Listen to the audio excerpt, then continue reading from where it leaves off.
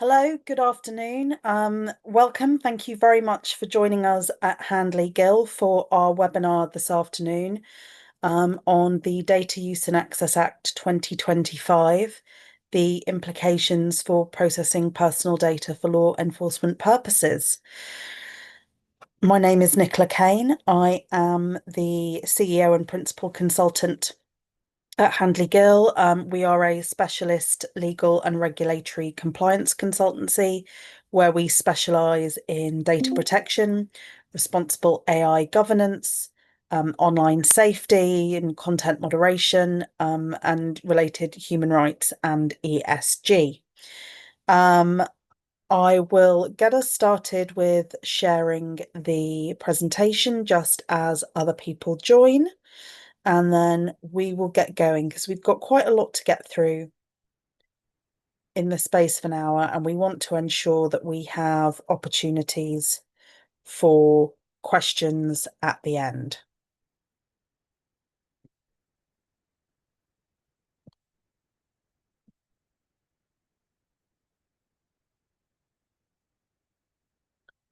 So thank you very much again for joining us. Some of you will have joined us already this morning for our session providing an overview of the Data Use and Access Act, and in particular, the changes it's making to the UK GDPR and general processing. This session is explicitly targeted for law enforcement processing. So we're going to be focusing very much on the implications for Part 3 of the Data Protection Act 2018. To go through, just to cover what we're going to address today, we're going to start by looking at the structure of the Data Use and Access Act 2025. We'll then look at commencement. There's some things you need to know about because changes have already happened. There are some changes coming into force in the middle of the summer holidays, hopefully. And then the remainder are kind of as yet unknown. So we'll look at those with an immediate impact, and then we'll look at the prospective changes. And in relation to each one, we'll look first at what the nature of the change is. We'll then look specifically at the text of the change. Where possible, we try and show you the kind of existing text next to the new text or what's changing. And then we'll look at the practical impact and what you actually need to do now or in the future to actually implement these changes. Just to flag that we appreciate that on the slide, some of the text may be quite small. We've done this so that when we circulate the slides after the event, you've got it there to look at. So, but don't worry if you can't see very well as we're going through the presentation, because we will be talking through what the changes are, and then you'll have them as a record later. What we'll do after the event is, as well as circulating the slides, we're also hoping to make the recording available. And we'll also circulate Keeling schedules, so copies of the UK GDPR, the Data Protection Act 2018, etc., PECA, with the changes that will be made once all the Data Use and Access Act provisions have come into force. So you'll be able to see what the new act will look like. So we'll circulate that together with any related links to material for each of the webinars we're doing. There will be a blog post kind of summarising what we've discussed, but you will know about it first because you have signed up for the session. So we're going to get started and kick off with what does the Data Use and Access Act cover. So first point to note is that royal assent was granted on the 19th of June this year. The Act itself covers 8 parts, so it's not just covering data protection, but it does cover a number of related areas. So Part 1 relates to access to customer and business data, and while that sounds like it would be a data protection issue, it actually relates more like to the provision to requiring the disclosure, or potentially requiring the disclosure, of product and customer information by businesses, which could be, for example, to help aid competition, to create databases for which AI training could be carried out, that kind of thing. Part 2 relates to digital verification services. Part 3 relates to the National Underground Asset Register. Part 4 relates to registers of births and deaths. And the bits we are concerned with: Part 5, data protection and privacy. Part 6, the Information Commission. Part 7, some of this will be relevant. There are kind of miscellaneous provisions about use of or access to data, some of which will be particularly relevant to policing and law enforcement, and then final provisions. So today's focus is on the implications for law enforcement processing, so the elements of Parts 5 and 6 of the Data Use and Access Act 2025 and the consequential amendments to Part 3 of the Data Protection Act 2018. So for processing by competent authorities for the law enforcement purposes, those being prevention, investigation, detection or prosecution of criminal offences or the execution of criminal penalties, including the safeguarding against and the prevention of threats to public security. So Section 142 of the Data Use and Access Act 2025 provides for staged commencement of certain provisions, some upon royal assent, others 2 months thereafter, and for others in accordance with regulations made by the Secretary of State. No commencement regulations have as yet been made. Section 1422B of the Data Use and Access Act 2025 brings into force Section 78, which relates to searches in response to data subjects' requests as at the date of royal assent. So that is already in force. It's been in force for nearly a month, and we'll highlight that when we get to that section and discuss what the implications are and what you should be doing about it. Section 142(2)D to F bring into force provisions relating to the retention of biometric data that amend the Counterterrorism Act 2008, and they also came into force as at the date of royal assent. The next stage of commencement is 2 months after royal assent, so from the 19th of August 2025, so just over a month away. Section 1423 of the Act brings into force Sections 69 and 82, which relate to consent to law enforcement processing and logging of law enforcement processing, respectively. So there are things you will need to do within the next month to meet or take advantage of those changes. Also from the 19th of August, the Act brings into force the regulator's powers in relation to notices and documents. So there are some changes there that could affect you and your organisation that you ought to be aware of.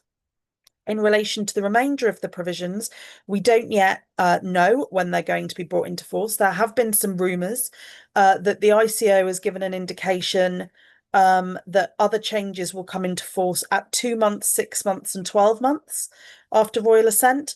But obviously 2 months after is in just over a month's time. There have been no commencement regulations yet. That might suggest we're looking more at 6 and 12 months time. But that's going to be kind of Christmas and then the summer. So it's definitely worth keeping an eye out. You do need to be aware that there are going to be regulations being made that you're going to need to keep on top of and understand what they mean when those provisions come into force, what it means for you and your organisation. So we've tried to bunch all the changes together thematically. So we're going to address them one at a time. We start with there'll be consent, the Cloud Act, the second data protection principle, sensitive processing, manifestly unfounded or excessive requests, timelines for responding to data subject requests, and wider issues relating to data subject access, automated decision making, logging, codes of conduct, data transfers, national security, joint processing with intelligence services, biometric data, and complaints. We'll then also cover off the overarching changes relating to the regulator, so that you understand what implications they might have for you, but they apply generally across the UK GDPR and the Data Protection Act. Now, these changes, insofar as provisions give the Secretary of State power to make regulations, they are already in force for that purpose, but only for that purpose. So they're in force to allow the Secretary of State to make regulations, but regulations haven't been made and haven't been brought into force. So they're not operative in that sense. Just in case you're looking at the legislation.gov.uk website and you see it looks like they have implemented, they've kind of plugged in some changes already, but they're only for certain purposes. That's the purpose. So that's what you'd be looking at if you looked at it now. So we'll kick off straight away with consent. Section 69 of the Act will align the definition of consent under Part 3 of the DPA with that under the UK GDPR. So in the definitions section of the DPA 2018 in part 3, a new section 1A will be inserted. Consent of the data subject to the processing of personal data means a freely given, specific, informed and unambiguous indication of the data subject's wishes by which the data subject, by a statement or a clear affirmative action, signifies agreement to the processing of the personal data. And then if you want to rely on that, section 40A, again, a new insertion, you must be able to demonstrate that you've got that consent. It must have been provided in writing, or if it's provided in writing, there are certain criteria that must be complied with. Consent can be withdrawn at any time. So it's just the same as the UK GDPR now, but that is potentially a different standard to that which you've been applying to date. What does that mean for you? You're going to have to review your records of processing activities, your privacy notices, your DPIAs, etc., to identify circumstances in which consent is being relied upon as the lawful basis for processing personal data for law enforcement purposes, and make an assessment to ensure that the standard of consent that has been applied meets the new heightened requirement once it comes into force. You'll need to take measures to ensure going forward consent is also compliant. Cloud Act. So Section 72 of the Act will provide a lawful basis for the processing of personal data in the context of its provision to law enforcement. So this isn't necessarily law enforcement doing something.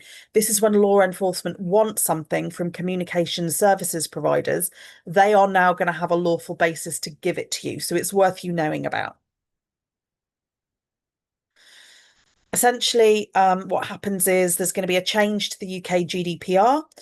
And that is to make clear that when processing is for the performance of a task of the controller carried out in the public interest or vested in the controller, that has to be laid down, that task or official authority has to be laid down either in domestic or relevant international law.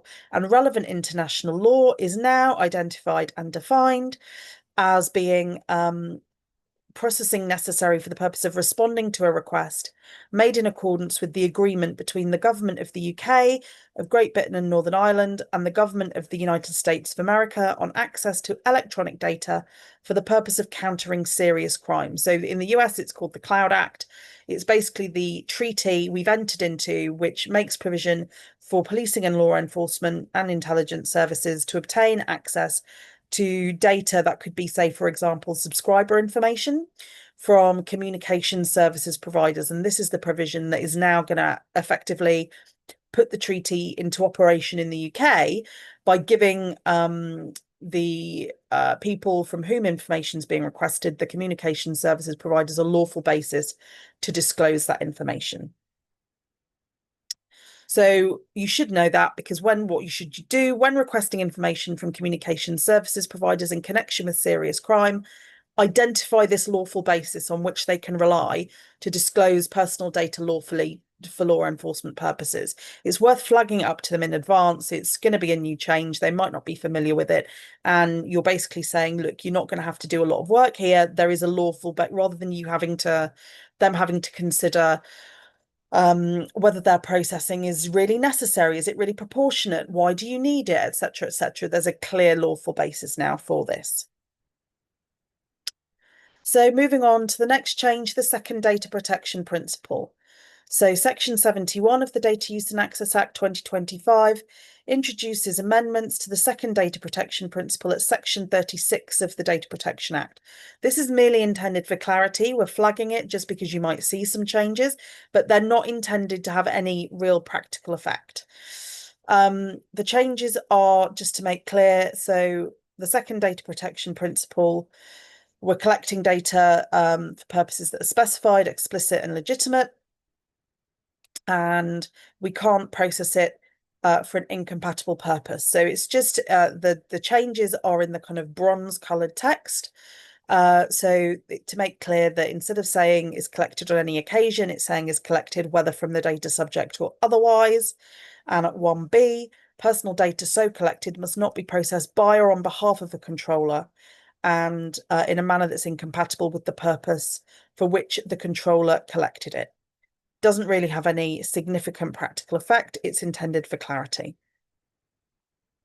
Next, sensitive processing. So Section 74 of the Act will grant the Secretary of State powers to amend what constitutes sensitive processing. There is a new Section 42A being inserted into the Part 3, and this says that the Secretary of State may make provisions so that additional personal data, additional data types constitute sensitive processing. That's in any new additions to that is now going to be referred to as added processing.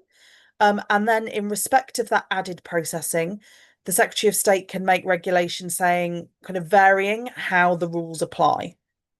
So there's scope for additional restrictions to be put in place, or in an altered way. So for you, you're going to need to monitor for the making of regulations which vary or remove the existing or create new grounds for sensitive processing once they're in force. It's something to just be aware of. If they are made, then you'll need to go and look at all your templates, your DPIAs, etc., etc., your privacy notices to make sure you're fully capturing what constitutes sensitive processing, that you're risk assessing that effectively. But for now, just keep an eye out. Manifestly unfounded and excessive requests, data subject rights requests. So Section 75 will grant the Secretary of State the power to make regulations which would require competent authorities to publish details of the fees charged for dealing with manifestly unfounded or excessive requests, and will require controllers to notify data subjects where a request is determined to be manifestly excessive or unfounded and will not be acted upon. So what does that look like? In Section 53 of the DPA, there will be a new Section 4A saying the Secretary of State may by regulations require controllers of a description specified to produce and publish guidance about the fees they charge when they're saying your request is manifestly unfounded or excessive, but we're willing to deal with it for a reasonable fee. You'd have to effectively specify either the price you'll charge or guidelines around how you'll calculate that price. And those regulations could specify what that guidance would include. And they'll also, but at the moment, no such regulations have been made. There's just a power to make them.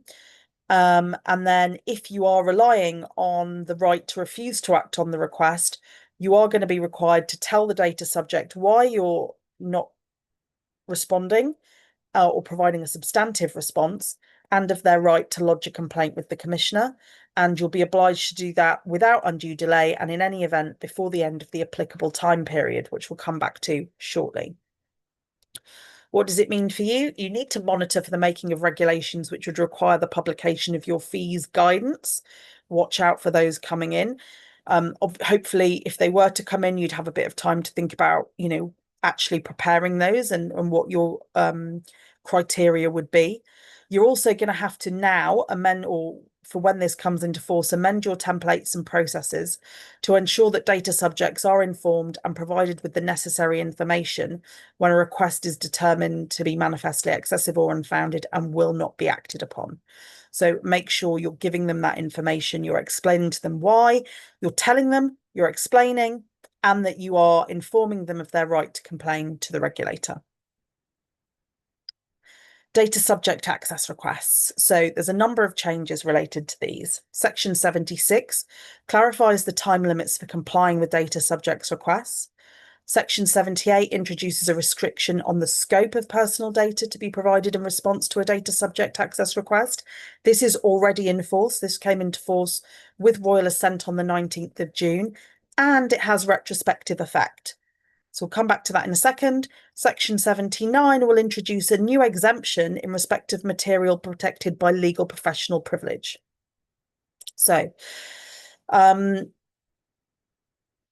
Section 45, there are several amendments here. So Section 45, the right of access by the data subject. There will be a new Section 2A, which provides that the data subject is only entitled to such confirmation personal data and other information as the controller is able to provide based on a reasonable and proportionate search for the personal data and other information described in that subsection. You may well be familiar under the Data Protection Act 1998, there was a series of cases that established that you only have to do reasonable and proportionate searches. But when the bill was going through Parliament, there hadn't been any decisions on that issue under the new Act, under the UK GDPR, under the Data Protection Act 2018. Consequently, they've effectively included for the both UK GDPR and Part 3 of the Data Protection Act 2018, this provision which codifies that principle. You only have to do reasonable and proportionate searches. When you're responding, you do have to respond before the end of the applicable time period. And again, now we're going to come to that. What does that mean? So we're used to the idea of 1 month, potentially extendable by up to a further 2 months, so cap at 3 months.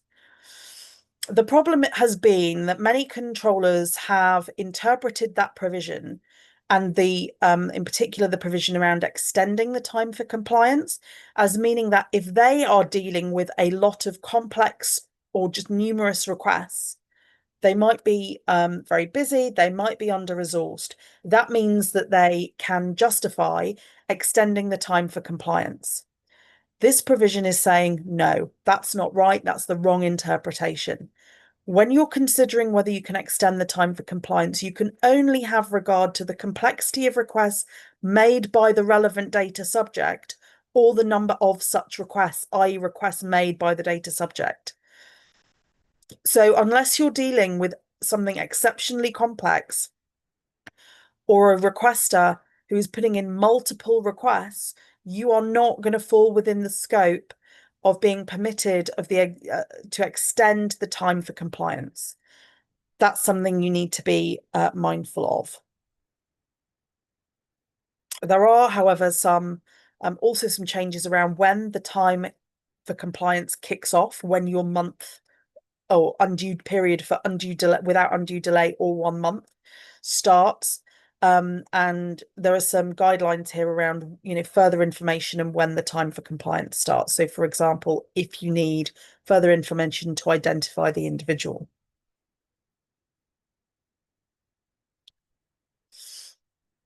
And then you've got the exemption for legal professional privilege.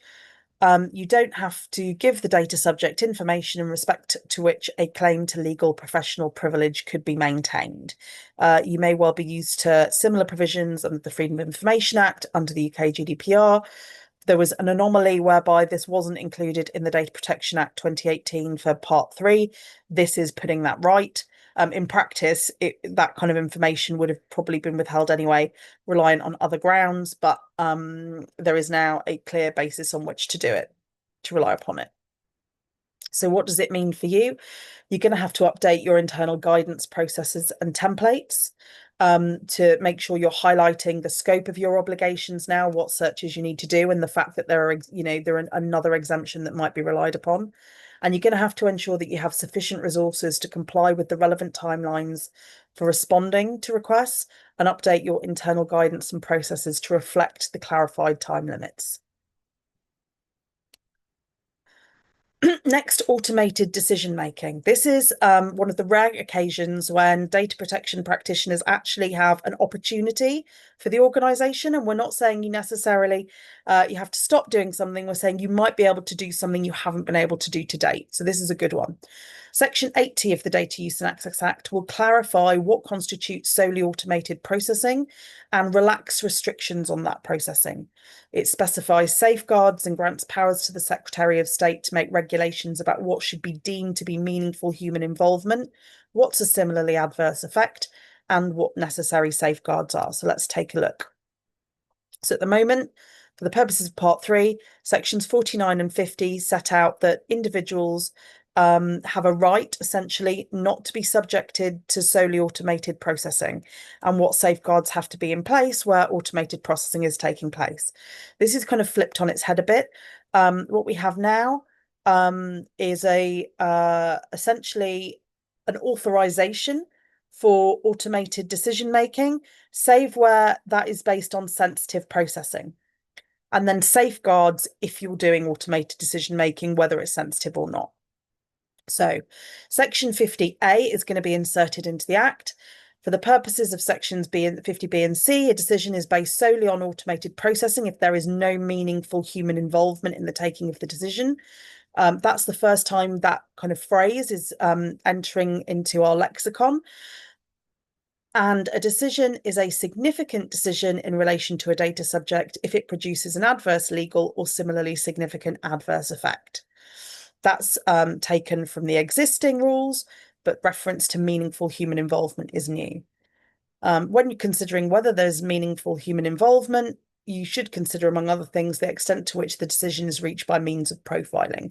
That was in the current version of the Act, but there we weren't calling it, we were just saying if it's based solely on automated processing, that's what you'd consider to determine solely. Now we've got this meaningful human involvement. Section 50B says a significant decision based entirely or partly on sensitive processing cannot be taken solely on automated processing unless one of the following conditions is met. So it's either based on explicit consent or the decision is required or authorized by law. So you can do even automated processing on the basis of sensitive processing, but it has to be authorized by law in most cases, or subject to explicit consent, but that's probably generally unlikely in these circumstances. Section 50C introduces safeguards for processing. So you must provide the data subject with information about decisions, enable them to make representations, enable them to obtain human intervention, and enable them to contest decisions. There are some circumstances in which you can refuse to do that. Explicitly kind of specifically relevant to law enforcement processing. So if it would obstruct an official or legal inquiry, investigation or procedure to avoid prejudicing the prevention, detection, investigation or prosecution of criminal offences, public and national security, etc., etc. And then a new section 50D gives the Secretary of State power to make regulations, as I said, as to what is or isn't meaningful human intervention, what is or isn't a similarly significant decision, what are safeguards. What does it mean for you? Well, as I said, this is an opportunity. So you'll need to update your internal guidance, templates and processes to reflect the new rules once they come into force, including in particular the new additional safeguards. So thinking about, do you have a mechanism for data subjects to be informed, to make complaints, to make representations, to contest decisions? Do you need to have, a new email address, for example, some kind of mechanism for that? You'll also want to review existing and previously rejected projects to ascertain whether these might be expanded or authorised for the first time under these new principles. Is there more you can do? And you might want to think about, proactively going out to the business and your organisation and saying, look, these rules have changed. There might be new things you could think about doing. And this is going to be particularly relevant when you're thinking about artificial intelligence, how you can use AI for efficiency, for all kinds of things. This could be, for data analysis, that kind of thing. This could be really helpful. Next change is logging. Section 82 of the Data Use and Access Act removes the obligation to record the justification for consultation and disclosure as part of logging. So again, this is a reduction in what you have to do. Great news. So here you can see we've crossed out, so section 62 of the Data Protection Act 2018, which deals with logging, subsection 2A, justification for and date and time of the consultation is what you would currently have to do. You will now, when this comes into force, you will no longer require the justification for, and similarly at 3A in relation to logs of disclosure, you don't have to be able to establish the justification for the disclosure, just the date and time of it. So what should you do? Review whether you want to continue to collate and retain justification as part of your logs once this is in force. There may well be very good reasons why you'd want to retain that information regardless. You might want it for your own purposes in any event, whether you're legally required to do so or not. If you have third-party providers, suppliers that are doing work for you, you've probably included these provisions I hope you have, in your processing agreements and your service agreements. So you can consider whether you want to remove this obligation from those agreements. Probably I'd suggest when they come up for renewal rather than making a point of amending them in the interim. And you could we've lost some words there, but you could consider disabling any if you have tools and mechanisms for people, whether it's a pop-up, for example, that says you need to enter the justification here or remember to record that justification, you could consider disabling those kinds of tools. Codes of conduct. Section 84 of the Data Use and Access Act will introduce an obligation on the Information Commission to encourage the preparation of codes of conduct in connection with processing for law enforcement purposes, with such codes constituting a means of demonstrating compliance for both controllers and processors. So,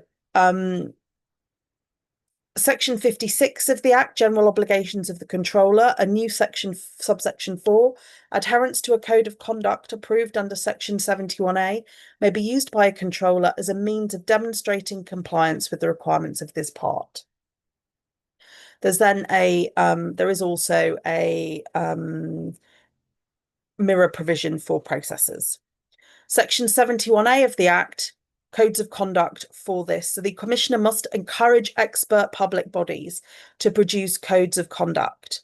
And it gives a reference to what that may make provision for, but you could see that in the context of processing for law enforcement purposes, you could have, for example, the NPCC, the College of Policing, could look to produce codes of conduct that apply to all police forces. You could look at specific you could do it thematically. So, for example, I don't know, in the context of cybercrime, where you've got a number of law enforcement organizations, not just policing, all doing similar things, you could look to something like that. You could look to specific processes to try and have a code of conduct for that process that goes across various organizations. But it's an opportunity to introduce standardization and compliance assurance. So you should consider what opportunities there might be to design codes of conduct, whether that be across specific types of organisation or processing activities. Consider whether you want to establish a working group to design such a code and submit it for approval once these provisions are in force. You can also look to external providers, and it's the sort of thing we could assist with, to prepare a code of conduct. International data transfers next. Section 85 and Schedule 8 of the Act will amend Chapter 5 of Part 3 of the DPA 2018 on transfers of personal data to third countries to reduce the threshold at which the Secretary of State can make adequacy regulations, to address transfers to foreign processors, and to revise the conditions for transfers based on appropriate safeguards.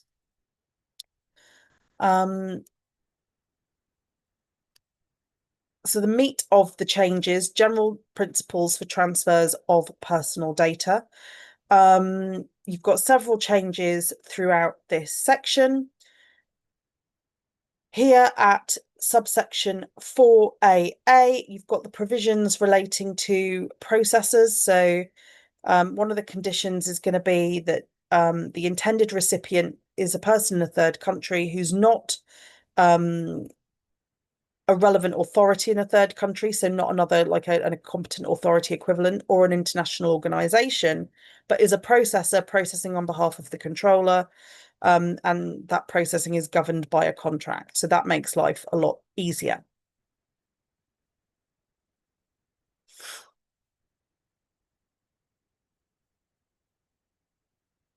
We're then going to lose section 74A and have that replaced by section 74AA. This allows the Secretary of State to make regulations for adequacy, essentially, and makes clear the threshold at which that's going to be assessed against. And this is now a new threshold that's called the data protection test.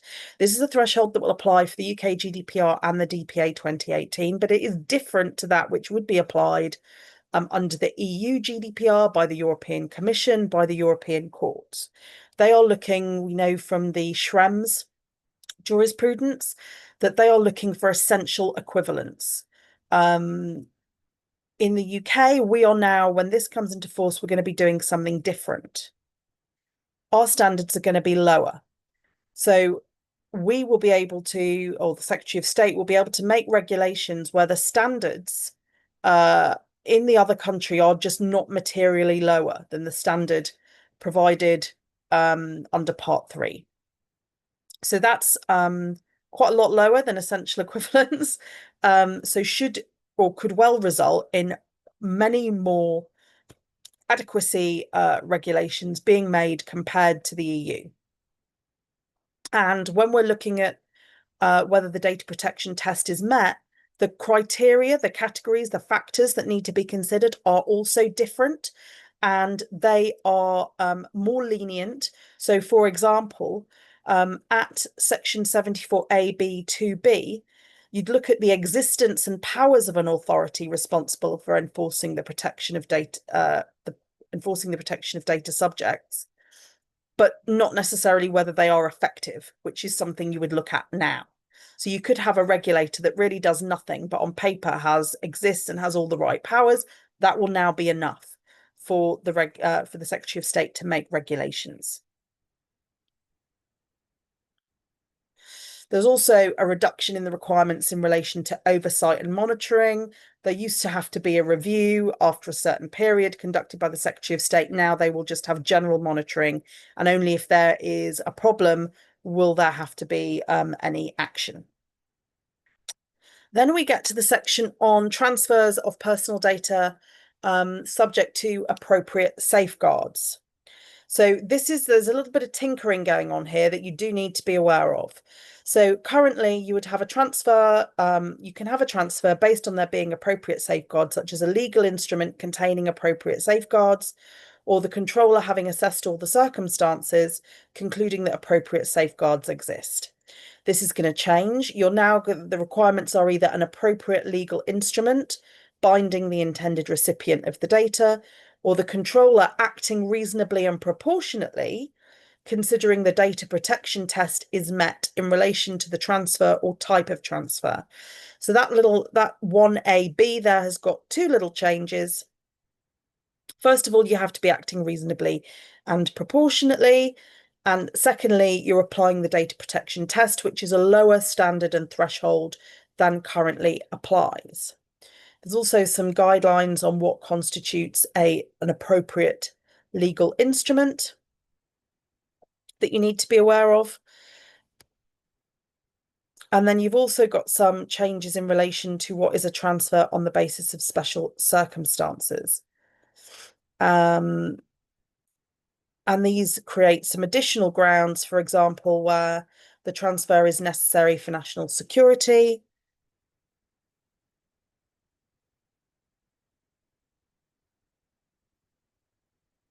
And then there's just some consequential amendments further on.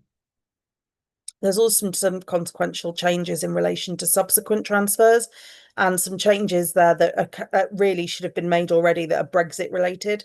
So where there were references to member states, that should now refer to the UK. So those changes have also been implemented. So what does it mean for you?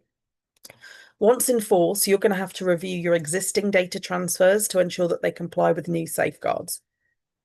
You're going to have to revise your internal guidance templates and processes to reflect the new requirements. And you're going to have to monitor for new regulations being made, authorising data transfers, and consider whether to change your lawful basis for transfers accordingly. You'll also want to look at whether you've had any potential transfers that you've then not carried out, but which actually you could now go back to, and based on the lower threshold of the data protection test, whether they might now be acceptable. Next, national security. Section 88 of the Act introduces a national security exemption applicable to compliance with certain data protection principles, data subject rights, breach notification, etc. This is brand new. It will introduce a new section 78A. Again, you'll need to update your internal guidance processes and templates to ensure you reflect your entitlement to rely on this national security exemption once it's in force. Joint processing, sections 89 to 90 of the Act extend the protections afforded to personal data processed by the intelligence services to personal data processed jointly by competent authorities and with the intelligence services, where this is subject to a designation by the Secretary of State. This is a whole new chunk of provisions in the Act. And essentially, it provides that where you're going to be doing joint processing, you're working on an operation together, for example, you can apply to the Secretary of State jointly with the intelligence services for a designation, and the Secretary of State can make that designation. And those can be quite long. They can be in force for up to 5 years. And can cover a range of processing activities. So it might be in a specific operation, it might be more general. Definitely something to think about how you can work together and what the opportunities for that might be. And the various requirements relating to just the kind of admin around designation notices. So consider the circumstances in which a joint application with intelligence services may need to be made. Make sure you've updated your guidance processes and templates to ensure those protections where you've got designated processing and data, those are being applied. Biometric data. This isn't pure data protection, but it's relevant nevertheless. Sections 126 to 128 of the Act expand the scope for the retention of biometric data by amending the Counter-Terrorism Act 2008. They're definitely worth looking at if that's an area you cover. Another really important section, complaints. Section 103 of the Act creates a new right on the part of data subjects to complain to the data controller by amending both UK GDPR and the Data Protection Act 2018 with consequential amendments, including for the role of the regulator. This is a whole new section. There is a new right for data subjects to complain, and controllers are obliged to facilitate the making of complaints. That can be it's not the means by which you do that is not specified, but they do give the example of providing a complaint form which could be completed electronically or by other means. You'll be required to acknowledge receipt of a complaint within 30 days and without undue delay, take appropriate steps to respond and inform the complainant of the outcome. There's also a provision for the Secretary of State to make regulations requiring the number of complaints to be notified to the regulator, and there could also be other related information. So about how you make that complaint. How the notification is made. So those aren't yet in force, but they could come into force. That's obviously could have potential reputational impact if you have got lots and lots of complaints and have to tell the regulator about that. That could lead to enforcement action. And if you're a public body subject to the Freedom of Information Act, then the collection of once you're collecting that data, then that could also be FOIable. So that's worth bearing in mind. So what will you need to do? You'll need to update your privacy notices to reflect the new right of complaint direct to controllers once in force. You'll need to establish a complaints mechanism and procedure for handling complaints under the new right to complain once that comes into force, and also think about related resourcing and monitor for the making of new regulations requiring the collation and reporting of data subject complaint statistics. We now get onto the chunk about the Information Commission. Now, this is general across both the UK GDPR and the DPA 2018, but there are several changes to the structure and focus of the Information Commissioner's Office, to essentially Part 6 and Schedule 14 of the Act will abolish the role of the Information Commissioner and replace it with an Information Commission comprised of executive and non-executive members. And so once that's in force, all references across all the legislation to the Information Commissioner will become references to the Information Commission. It changes the focus of their work. So let's look at that. So here, the principal objective of the ICO, as currently, to secure an appropriate level of protection for personal data, no change there, but a new Part B to promote public trust and confidence in the processing of personal data. And then they also have several factors they have to give heed to insofar as they see appropriate, including the desirability of promoting innovation, promoting competition, the importance of the prevention, investigation, detection, and prosecution of criminal offences, safeguarding public and national security, the role of children, that children merit specific protection with regard to their personal data. So you may well want to reassess your risk appetite in light of the revised focus of the Information Commission, particularly in relation to children's data, for example, and consider whether you want to revisit any existing or previously rejected projects to consider whether your assessment of risk can be revised. Then we have transparency. Section 91 will introduce a statutory duty on the Information Commission to prepare and publish a strategy for the fulfilment of its functions, to consult with other regulators as to the manner in which it does that. Section 91 will introduce a duty to, and they have to do that, publish a strategy within the first 18 months, to consult with other regulators as to the manner in which they fulfil their functions, report to Parliament. Section 95 will require the Information Commission to conduct and publish an analysis of its performance, and Section 102 will require it to publish a report on its enforcement action.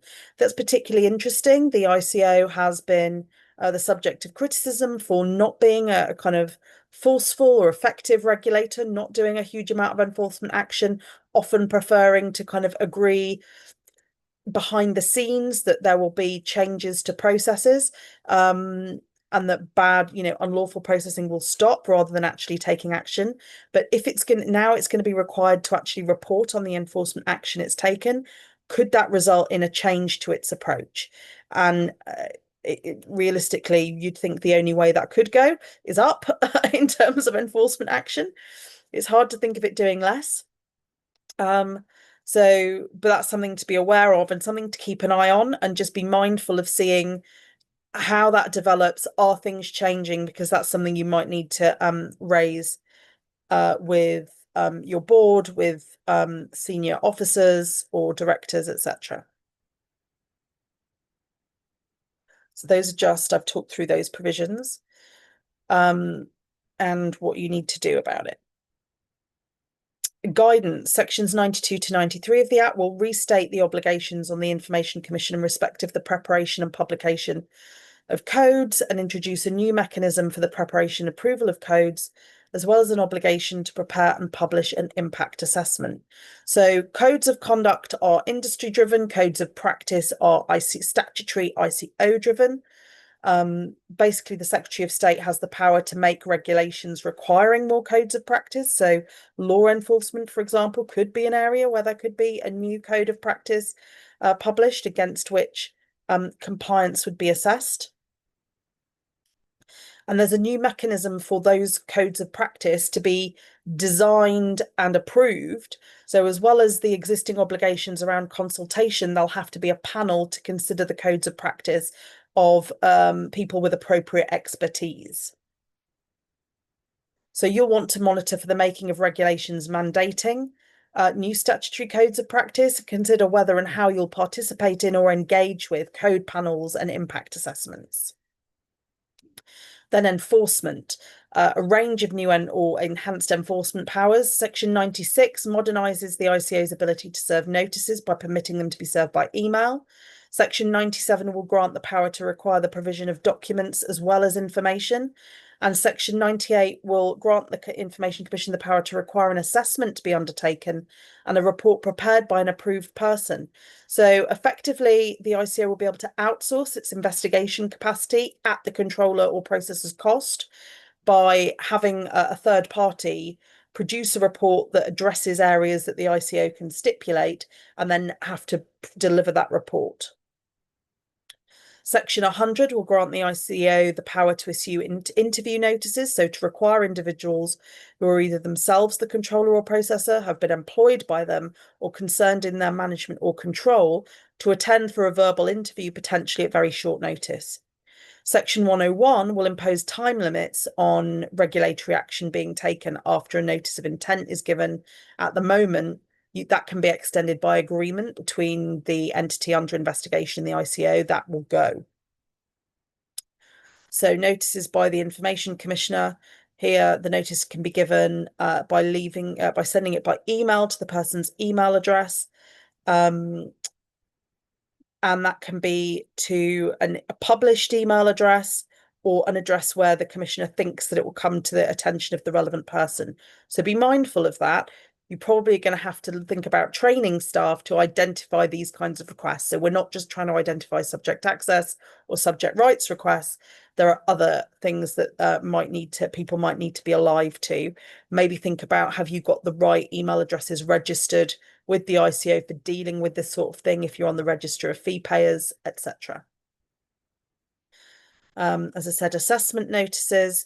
Controllers are allowed to kind of propose who should be the person who should conduct this assessment and report to the ICO. The ICO can reject that and appoint their own person, but the controller or processor will be paying for it in any event.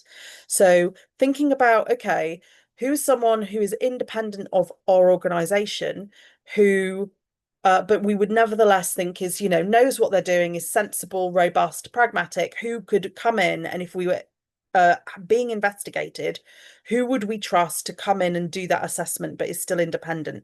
Something to think about in terms of your network. Think about, do you know who that might be? Would you be able to put someone forward? Also bearing in mind cost. When people are charging for this, certainly if you're going to go to very big law firms, they're going to be charging a heck of a lot of money for the privilege. So thinking about who can do it cost effectively for you, but still has the relevant expertise, certification, whatever, that's something to think about. And these are the sections on interview notices. And bear in mind that false statements made in relation to interview notices, that's a criminal offence.